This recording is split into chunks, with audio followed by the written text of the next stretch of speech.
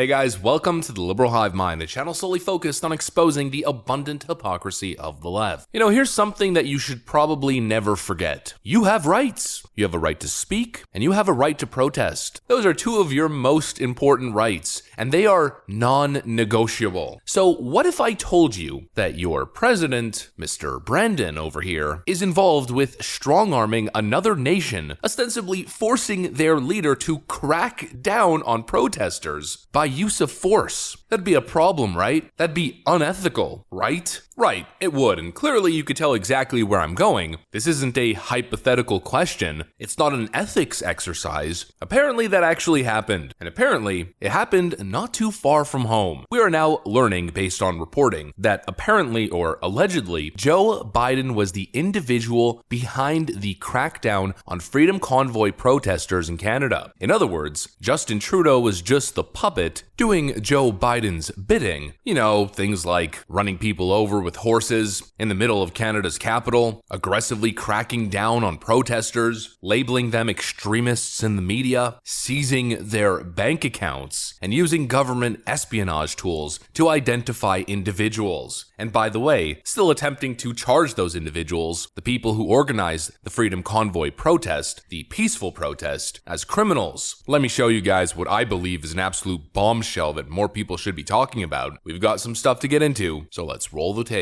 Alright friends, so we've got this from the Rebel News. Revealed, President Biden ordered Justin Trudeau to dismantle Canadian Freedom Convoy. President Biden ordered Prime Minister Justin Trudeau to dismantle the Canadian Freedom Convoy over fears that the nationwide protests against mandates would start impacting trade in the United States, documents show. Biden's request was made moments before Justin Trudeau invoked the Emergencies Act, which the Prime Minister defended the controversial decision while testifying in Ottawa Superior Court on Friday. Under oath, while testifying, Justin Trudeau's Minister of Finance, Chrystia Freeland, essentially confirmed the report. I heard that the CEOs of two major banks contacted you, Canadian banks, I believe.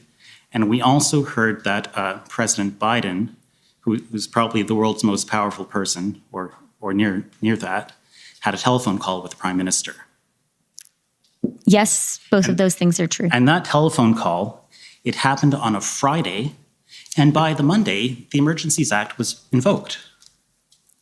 That's true. So President Biden called Prime Minister Justin Trudeau on a Friday, and by Monday, the Emergencies Act was invoked. Chrystia Freeland confirms that's true. In other words, the President of the United States strong-armed the Prime Minister of Canada to invoke an Emergencies Act, which is meant to be used in times of war, to essentially declare martial law and start cracking down on Canadians' rights to protest because it was bad for business. Does that seem like the American way, enabling other governments to abuse emergency powers to crack down on their citizens' rights to protest, to be connected to Justin Trudeau as he seizes people's bank accounts for participating or donating to a political cause that they agree with? Well, that's what happened, and I feel like people should be angry. People should be extremely angry at this revelation. But of course, no one's talking about it. It's happening in your own backyard, happening real close to home, and it doesn't even make the news. The question is, why are the standards different here than they would be if it was happening somewhere further away with a different relationship? For instance, we've been seeing mass-scale protests happening in Hong Kong, for instance, over the last couple of years. The whole Free Hong Kong movement, as the Chinese communists crack down.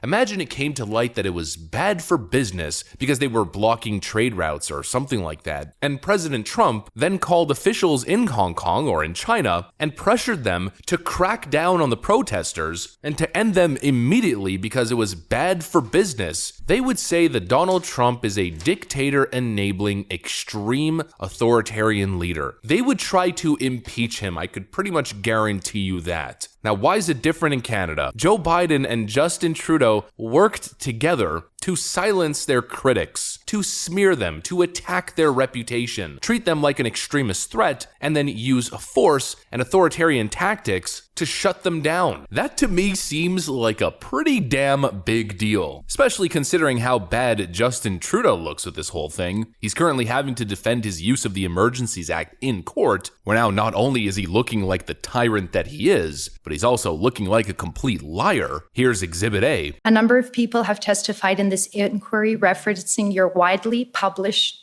comments and calling the unvaccinated racists and misogynists. And we have heard testimony in this inquiry about how some of your officials wanted to label protesters as terrorists.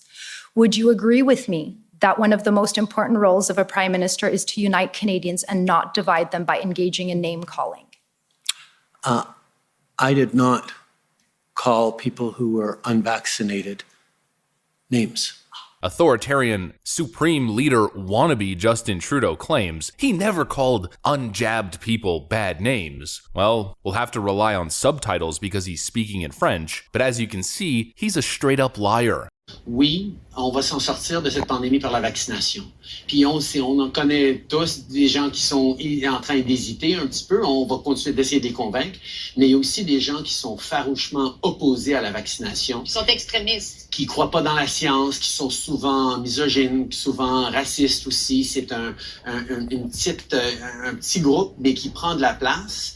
Et là, il faut faire un choix en tant que leader, en tant que pays. And let me ask you, do you think that it's a coincidence that not so long after Justin Trudeau was experimenting with this kind of language, that Joe Biden took to the podium during that blood-red speech, attacking MAGA Republicans as being an extremist threat to the nation? This is who these two guys are. They're one and the same. They're connected. Part of the same left-wing globalist regime. And you see how deep the connection goes. Because when everyone was focusing their anger in the direction of Justin Trudeau for his actions, back when the Freedom Convoy was protesting, when all the focus was on Trudeau, well, you know what? Joe Biden should have been in the picture too. These two guys are showing you exactly who they are. They are wannabe tyrants who are willing to pour fuel on the flames, willing to exacerbate the current political divide, as long as they feel it benefits them, willing to do and say whatever seemingly to remain in power or to expand their power. They're willing to crack down on free speech, free expression, and peaceful protests. And they're also proving that they're totally unwilling to respect the voices of those who disagree with them. If there's anything to take away from the crackdown on Freedom Convoy protesters, it's that these left-wing globalist autocrats would rather destroy you and smear you. They'd rather seize your bank accounts than allow you to speak, than even consider your grievances as being legitimate. That's my conclusion, at least. That's my view of Justin Trudeau, absolutely. He's a wannabe tyrant or a tyrant light. He may not be a hardcore authoritarian tyrant, but a tyrant nonetheless. And you know what? Joe Biden is now implicated in that as well. That's my view, that's my conclusion. I'm curious what you guys think though, of course. Are you shocked to hear this news or does it not surprise you at all? For me, it's honestly a little bit of both. That's what I got for you guys on this one though. If you enjoyed it, make sure to leave a like and possibly subscribe to the channel if you guys are up for it. I got one more video to record for the day, so I'm gonna get to that. I wanna thank you guys for watching like usual, and I'll see you on the next one.